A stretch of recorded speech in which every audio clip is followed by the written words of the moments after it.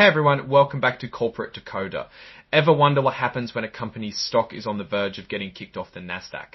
Well, today we're diving into ReShape Lifesciences' latest filing to see how they're trying to avoid just that. Imagine your favorite show being cancelled. That's what it's like for a company about to get delisted.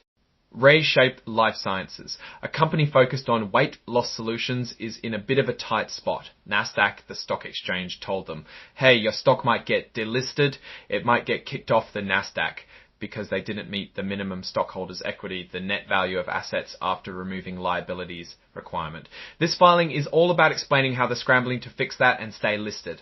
Before we dive in, if you appreciate getting straightforward and easy understandings from the corporate world, make sure you subscribe. We also have a Discord community linked in the description below. Get in touch with the world.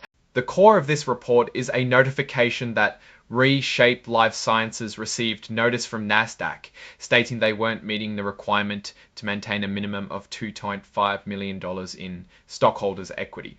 Stockholders' equity signifies how much the company owners are valued to have.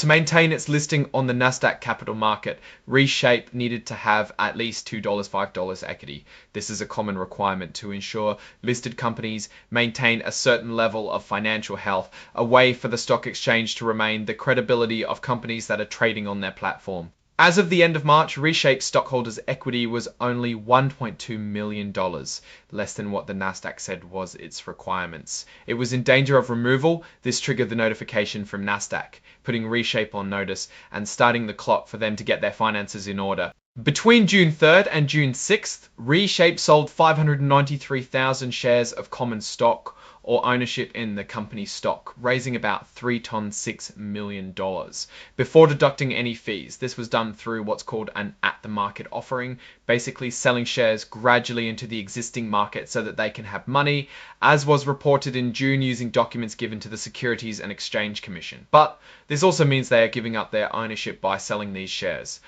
Then on June 9th, they sold another 1,054,604 shares, bringing in about 2.6 million documents given to the Securities and Exchange Commission. The company claims that thanks to these stock sales, their stockholders' equity is now above the $2 $225 million minimum, but this doesn't guarantee they're in the clear. Just because they currently meet the requirement doesn't mean Nasdaq will automatically let them off the hook. ReShape requested a hearing before a Nasdaq hearings panel. Getting a hearing puts any delisting action on hold while the panel makes its decision. It's like asking for a do-over before getting a final grade on a test. The panel also has the ability to give the company more time. So what does all this mean? ReShape Lifesciences is fighting to stay listed on the Nasdaq.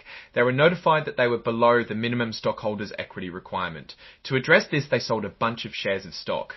Now they say they're above the minimum, but they still have to convince the Nasdaq hearings panel to let them stay listed. Or Steam now, let's step back and look at the bigger picture. ReShape is in a difficult position. They needed to raise money quickly to avoid being delisted, and they did that by selling more stock and ownership. While this might solve the immediate problem, it dilutes the value of existing shares.